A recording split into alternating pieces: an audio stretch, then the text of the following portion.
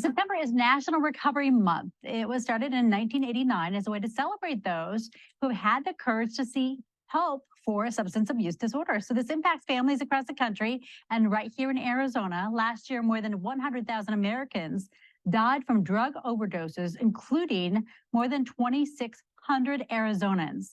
So joining me now to share his story of recovery is Clint Arthur, best-selling author of Wisdom of the Men, How I Went from Taxi Driver to Working with Global Superstars and 5 U.S. Presidents, revealing all my secrets so you can do it. Clint, welcome back. Good to see you. Thank you. It's always great to be with you. That's quite a story that you have just in the title. So tell me a little bit about your story and what was the catalyst for this road to sobriety? Brooke Shields interviewed me on the Today Show, December 31st, 2013. And the next morning I woke up and I said to my wife, you know what, honey, I think I'm done drinking. It was very interesting the way that happened. Now, I had already quit my daily pot smoking habit 4 years earlier by accident.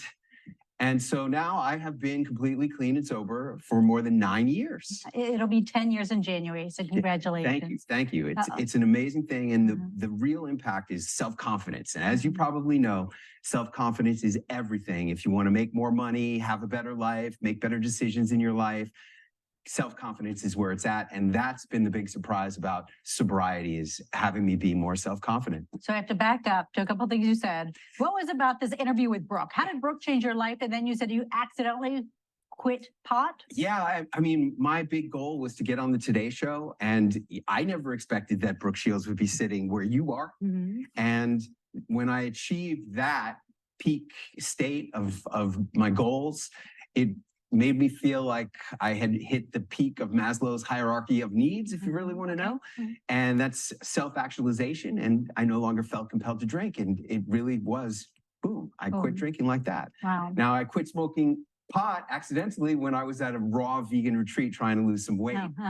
But I started eating, food again after that. But I kept off marijuana, and that was a really great thing as well. Okay, so for folks who might be thinking, there's a lot of sober, curious people now, kind of a movement happening. Then there are people who need to make a life change, and you have some tips for us. So what did you bring with you here? Okay, when you are drinking every day, a lot of it is just the habit of drinking, right? So you want to substitute something that's better for you.